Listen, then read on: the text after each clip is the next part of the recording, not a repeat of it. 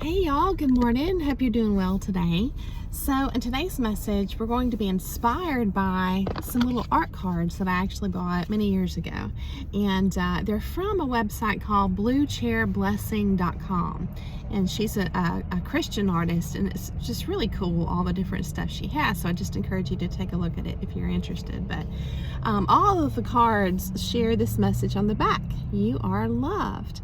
So really, really beautiful. And then the message today that we're going to be looking into is this one: the Lord will fight for you.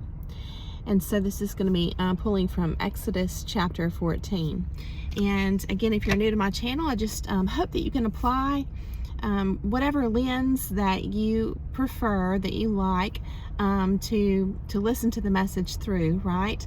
And so that hopefully it's valuable for you regardless of your beliefs. And I just encourage you to approach everything that I offer to you with an expanded mind, and try on different lenses just to see. Sometimes it takes a different lens, and I know this firsthand, to unlock a new revelation.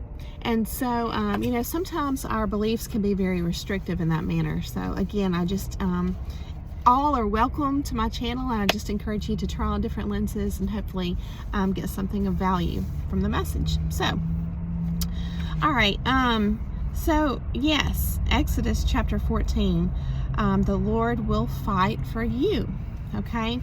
So this is all about the story of when the children of Israel are fleeing with Moses, and this is when God parts the sea, right, to allow them a safe passage. And so let's take a look at the word fight, the etymology of the word fight. It comes from an Old English word, feohtan, F-E-O-H-T-A-N, which means to combat, contend with weapons, strive, attack, gain by fighting, or win. And that's like, yeah, that fits pretty much, I think, the most common way we use that term today, right? But let's take a look at the definition from the 1200s. This was, kind of the same thing, but not, and this is why the different translations in the Bible are just so critical, because sometimes it's not a clean crossover. Sometimes it's just one word, changing out one word means all the difference in the ultimate meaning. So I just encourage you to look at the oldest translations in all of your research, not just the Bible, but everything. Just, it really, for me, has unlocked a lot of just more revelations, and offered me deeper research. So from the 1200s, fight means to offer resistance, struggle, to quarrel, wrangle, or create a disturbance. And so this is, very much starting to come into alignment with yesterday's message that I shared with you all about confusion, right? Especially when it says create a disturbance. So today's focus is going to be noticing some specifics about the story in Exodus chapter 14. All right. The first thing that I want to point out, and I just encourage you to read it, it's actually very short. But the first thing I want to point out is that it was God who hardened the heart of the Pharaoh to prompt them to action, which led them into the trap that God set for them. Okay. So it wasn't the devil that hardened Pharaoh's heart, it was God. Really interesting to note. The other thing I want to point out is in verse 15, God speaks to Moses and he says, "Wherefore criest thou unto me?" And then he tells Moses what to do. So he's like, the message here is that we have a part to do, right? But I love I love all throughout the Bible where it's the tone is kind of like, why you crying to me? And so that's how I read it. And so the point here is that we are empowered. God empowers us. We're not totally helpless, and we do have a part to do, right? And then in verse 17 it says, that he will make the Egyptians follow. Okay, so God is the one that will make the Egyptians follow. So it's a dual effort here. Okay, we're going to read this in just a minute, but it's just what we see in reading this and looking at, this micro scale, just is really zooming in. We see that it's a dual effort, right? It's not a singular. It's both, you and God, right?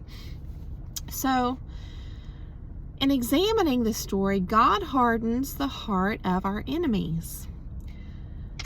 He expects us to make or create the way out, because he told Moses to take his rod and to put his hand over the sea, right, to part it. But then it explains that God parts the sea, but Moses was directed to be the one that creates the action. So again, it's that joint effort, right? So he expects us. This is just my understanding, right? What has been revealed to me, my lens. God will harden the heart of our enemy, and keep this in the back of your mind as we continue the discussion. He expects us to create the way out through faith. Through faith, okay?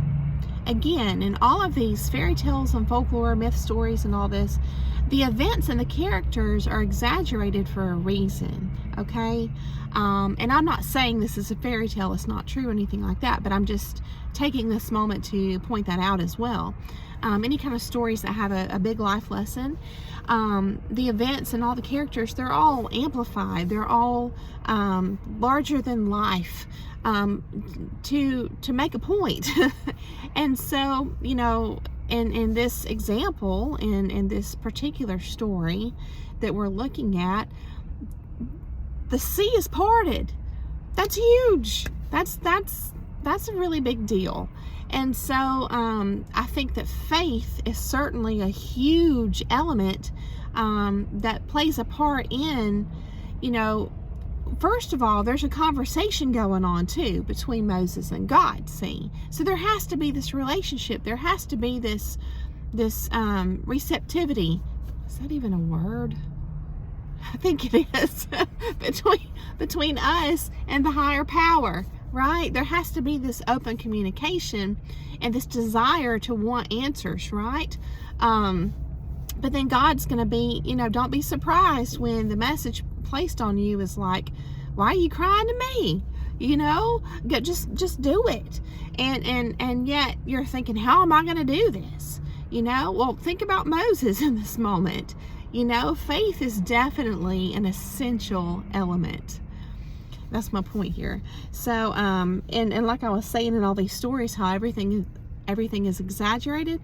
Think about just in our modern culture, how, all the really tacky, wild, just out there, there's so many different ways you can describe them. Some of them are tacky, some of them are not. Some are very well made, but think about all the horror movies, in our modern culture, and how, when the characters, run into the monsters or whatever trouble or danger they run up on, that whole, how that plays out is very exaggerated. Like, think about, usually the first character,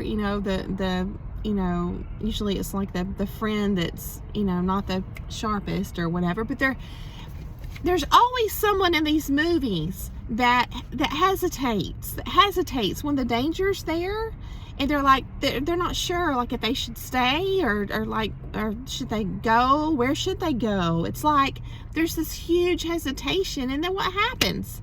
It's not a good outcome. And so again, it's you have to you don't have to, but I've come to a place where, in examining all these different stories and all their different forms, movies and story form, and even song, like the nursery rhymes that have a lesson, tied in there somewhere, and they're some of them really crazy. It's exaggerated for a reason. Sometimes your life's on the line, literally. So I want to reflect on something here. Remember how I said in this story in Exodus 14, God hardened the heart of Pharaoh, the enemy, right? Can you remember looking back on whatever situation you have been delivered from, you have come out of, that was very dangerous or toxic or confusing or narcissistic or whatever label you want to use? Can you look back on that situation and remember how these people seem to be totally stuck on like hating you for no apparent reason? I can. Wasn't that just bizarre? It was like this constant friction, this constant inability or unwillingness to cooperate, which is required for a healthy relationship. And I bet you can come up with some examples. I mean, even if you're trying to offer these people a hug, that can be off-putting to them. It's just literally any kind of affection or any kind of just anything, just randomly, just random times when, there's, again, no apparent reason and you're just totally confused, okay?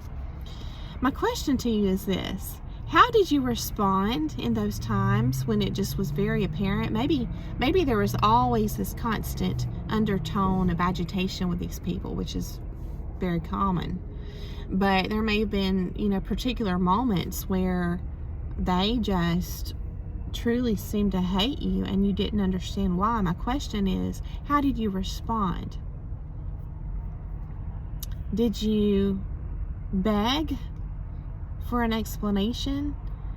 Because I can tell you it's sad to want so bad to understand, to be the kind of person that wants to do your part in a relationship, be it a friendship or romantic engagement, like partnership, marriage, is what I'm trying to say, family dynamic, whatever it is.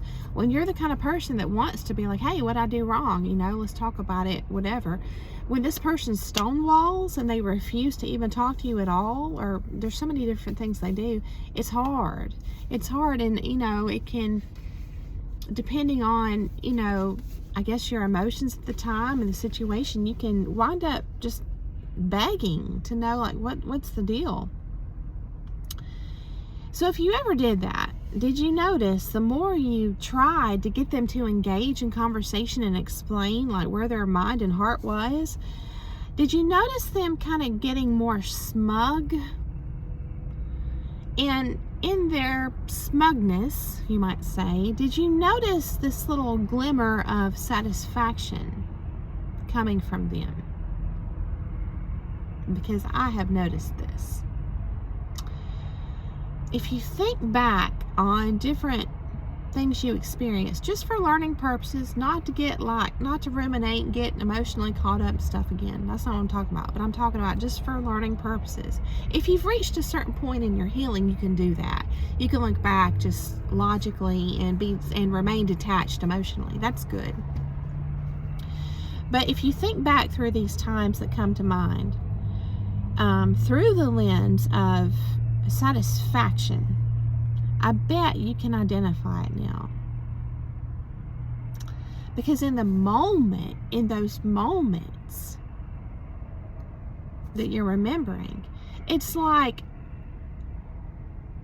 realizing or thinking that these people are getting satisfaction from stonewalling and you begging to be, to have some kind of understanding of why they're angry and them not giving you that. Satisfaction, for them to get satisfaction from something like that, probably never even entered your mind. Because who would get satisfaction from that? It's not somebody who's very unwell. I would go a step further and say broken. Just, they seriously need help. Okay? So, my point here is that if there's no reason for someone to be mad at you, then you kind of have to deduce they must want to be mad at you, either consciously or unconsciously. So, and then later on, depending on, your journey, if you get confirmation of deception, or even like hidden motives or a double life, you'll lean towards deducing that they did all this stuff consciously, that it wasn't unconscious. Okay, so let's take a look at Exodus chapter 14. We're going to read verses 13 through 15. It says, Moses answered the people. Okay, now again, this is where it's like the children of Israel are like, why did you bring us here? It would have been better just, to just stay where we were. They were just really scared, basically, right? So Moses answers them in verse 13, and he says, do not be afraid. Do not be afraid. Stand firm, and you will see the deliverance the Lord will bring you today. The Egyptians you see today, you will never see again. The Lord will fight for you. You need only to be still. And then in verse 15 it says, the Lord said to Moses, why are you crying out to me? Tell the Israelites to move on. Okay, so what are the instructions here? Number one, to be still. Remember, you need only to be still. The Lord will fight for you. Number two, move on. I think that's kind of a clear message, right? So, unfortunately for some of us, many of us probably, it truly does take experience to get the lesson that you just can't reason with some people. You just can't, for various reasons, right? But if someone shuts down or does what's called stonewalling, or if they put you through circular conversations, and what that does is when you're engaged in a circular conversation, it's like you can't get anywhere, you can't make any traction, and it's like they make you question your ability to understand simple things in the conversation, like you're just not getting it. But see, if you don't have this problem with anybody else, that should be your confirmation the problem isn't you, okay? So again, if someone stonewalls or engages you in circular conversations, these should be huge red flags. Okay, so let's consider two ways of engagement with people. The first would be logical. Okay, like real life logical material engagement, like such as conversation. The other way we can engage with people would be, I would say, energetic or spiritual. If you can't make progress through logic, like I said, because they're stonewalling or there's circular conversations or whatever it is, so many different reasons, but if you can't make progress, you can't get anywhere, it's always difficult, whatever it is with logic, and or you might say their energetic body is affecting you in a really bad way, that should ping your alert system. And if it doesn't, see, this is why some of us stay in these situations instead of just immediately just hitting the road. If it doesn't ping your alert system, there's a reason. It's important to assess it, okay? Because conditioning may have compromised it, okay? And we need to work on that. Because our life may literally depend on it one day, okay? And we don't know when that day might come. Might be tomorrow. So we need that functioning properly. Because our discernment is what you might call our danger detection system. It truly is. It's very important. And what I've come to realize is that our subconscious is like our own personal detective. It's just that the mystery isn't really solved until later sometimes. That's why the whole phrase of hindsight is 20/20 is even a thing. Because it's like you're getting or gathering clues during your experiences. Your subconscious is working. Again, your brain's like this computer. It never stops, even when you're sleeping. But you need to listen to this danger alert system, right? And in the meantime, your personal detective back here is at work, hard at work, and then later on, it's like it finally tabulates or whatever, and puts all the puzzle pieces together, and you solve the mystery. And you're like, oh, that's why I felt so uncomfortable around this person, right? So that's why I say pay attention to energy too, okay? So, it's one thing if someone is kind of just irritating or a thorn in your side, or maybe you have to extend tolerance to them for work or something like that, right? And let me just say this too, with those kind of people where you don't necessarily feel in danger, you want to be acting from your integrity and not reacting from their promptings, because that's living disempowered, right?